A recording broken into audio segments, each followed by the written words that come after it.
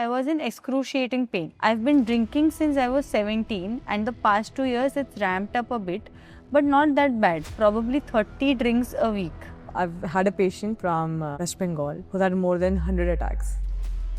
While you were taking his history, you were like, oh my God. So when a patient says it's a dull pain, usually it is a complaint by patients who are suffering from chronic pancreatitis. So it is bothering them, but not to a level where they have to go to an emergency room to get it managed. Can you distinguish between the pain that one feels when they have acute pancreatitis and chronic pancreatitis? For acute pancreatitis, as I said earlier also, it is severe excruciating pain. It is not that it will start gradually and then flare up. If chronic pancreatitis is not treated and there's chronic inflammation and there's substantial weight loss happening, there's a very high chance that it can actually convert into cancer.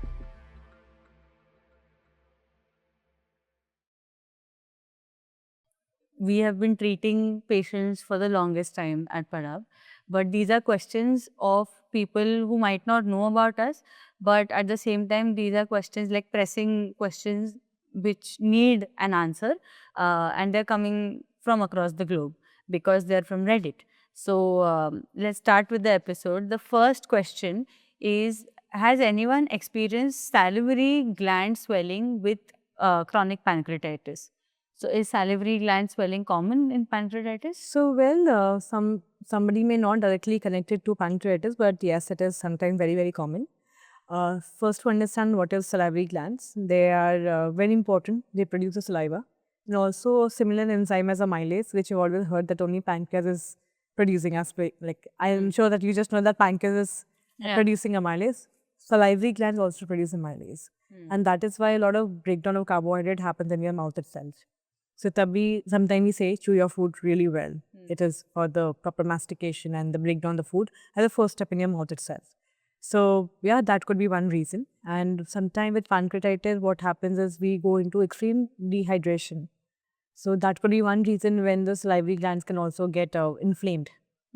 So that is one reason about it. Second could be with pancreatitis also because of inflammation, there's systemic inflammation.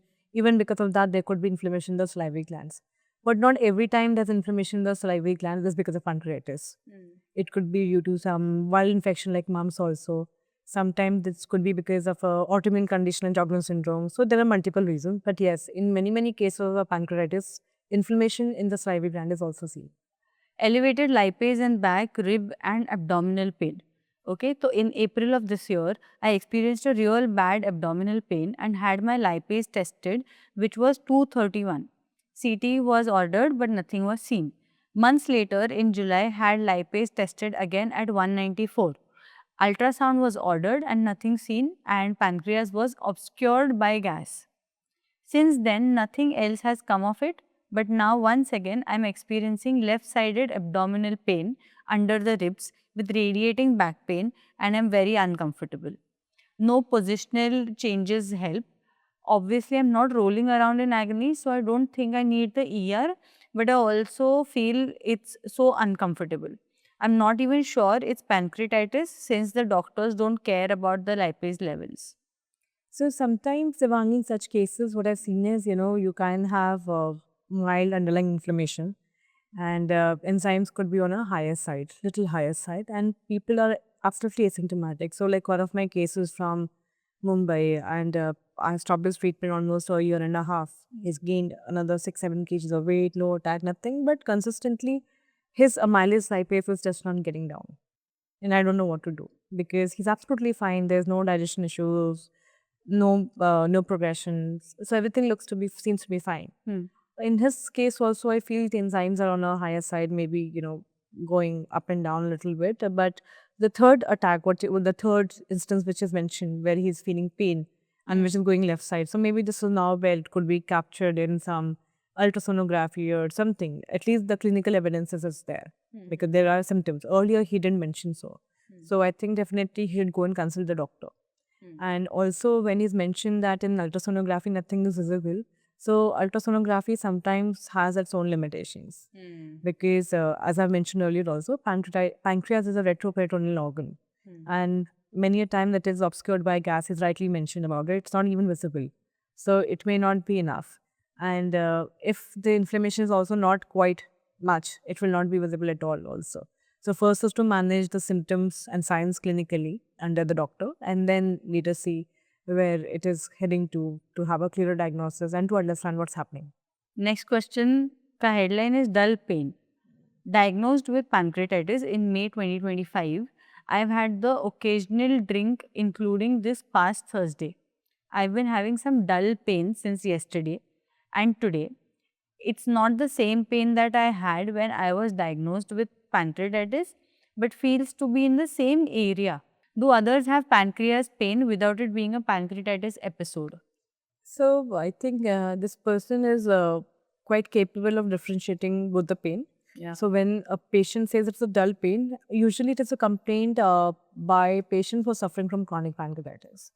They have it at the same place, but they say it is not as severe as it used to be. So it is bothering them, but not to a level where they have to go to a ER or emergency room to get it managed or take painkillers, but it's definitely bothering them. So when your disease progresses from acute to multiple attacks and into a chronic pancreatitis, the intensity of the pain changes. Hmm. So I think this is where the condition is in this particular case, that the disease might have moved to a chronic pancreatitis. So many people can have this dull pain, continuous back pain, or something of that sort, but it doesn't have to be as severe as an acute pancreatitis pain. So it is quite common. So for him to answer, yes, many other people are like you, who might not have severe pain as earlier, but may have this dull pain, which can be continuous also. Yeah. From your experience, can you distinguish between the pain that one feels when they have acute pancreatitis and chronic pancreatitis? So for acute pancreatitis, as I said earlier also, it is severe excruciating pain, and it is like severe, and it would be sudden.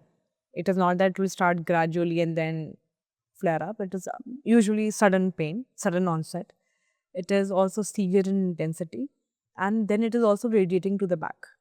So these are three classical symptoms of pain, and also when you're drinking or eating something, it would immediately flare up further. So these are the signs and symptoms of acute pancreatitis. When you're talking about pain in chronic pancreatitis, it is usually dull pain. Patient is always a little, something is not right here. They feel heavy, they feel bloated.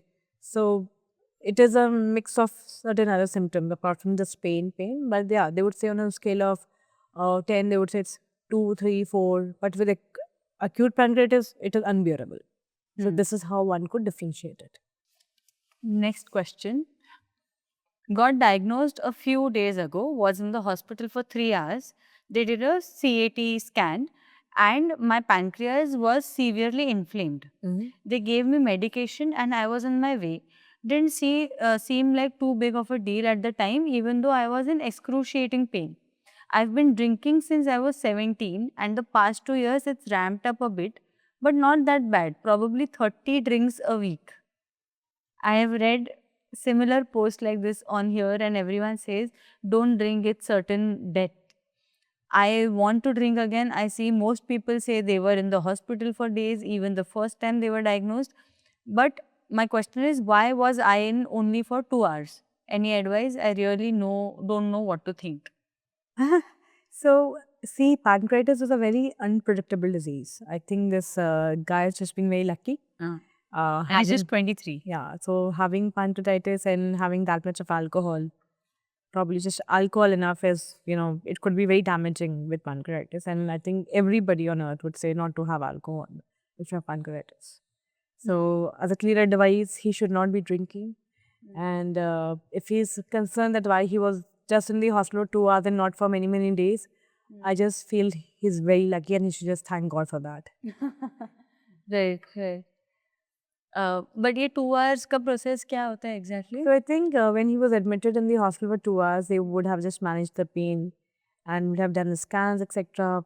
It might have not looked that bad, that he might have needed no longer admission or something of that sort. But he's just being very lucky. Okay. I have had 50 attacks till date in 4 years. Wow. Is there a limit to the number of attacks that one gets? Well, this is quite a number of attacks that this person has got.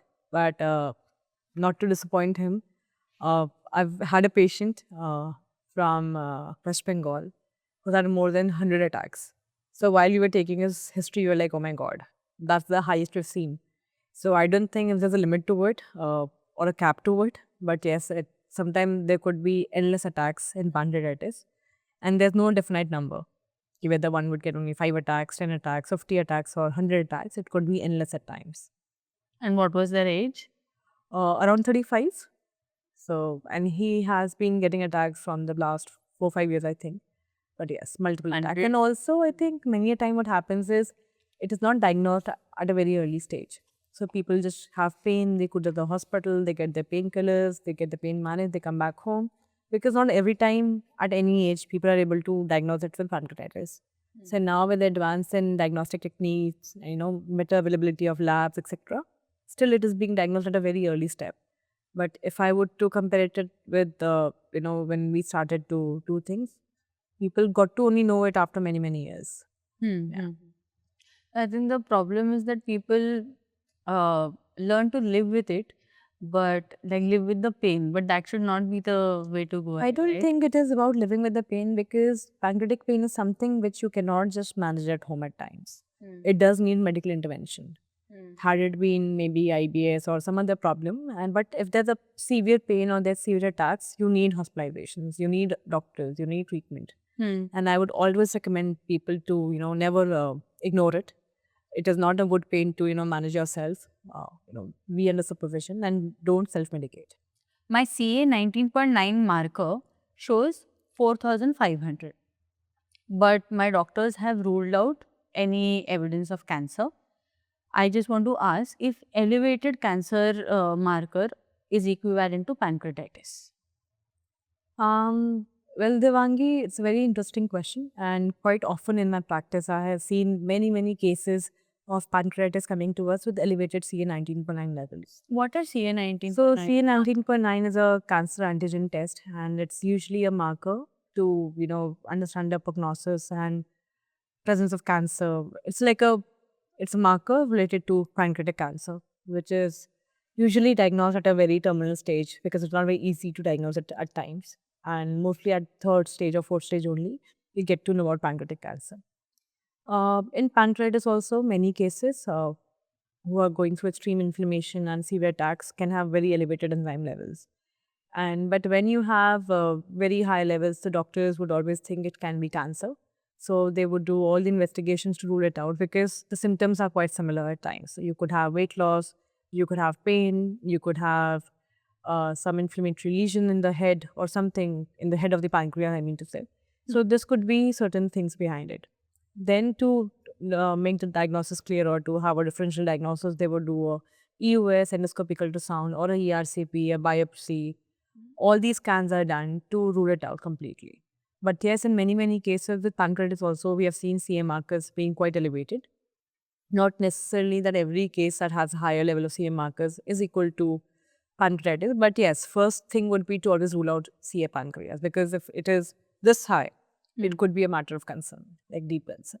To Devangi, I would say, sometimes in few cases, if chronic pancreatitis is not treated and there's chronic inflammation and, there's substantial weight loss happening, you're not able to eat anything and the inflammation persisting, there's a very high chance that it can actually convert into cancer. I've recently had a very in-depth conversation with a very senior oncologist, Dr. Sachin Rajpurohit, Sumedanta, about it, and how sometimes treating pancreatitis is also, preventing pancreatic cancer at times. Correct. Because if we are able to arrest the progression and there are no further attacks and the patient is able to lead a normal life. So, somewhere it is acting like a preventive care. So, yeah. Okay. Okay, Shikhaji. Thank you for your time and to help our community understand a potential relation between pancreatitis and cancer and also other aspects of the disease that could affect our life. Thank you so much for your time today. Hope to meet you again in the next episode of Questions from Reddit. Always. Thank you.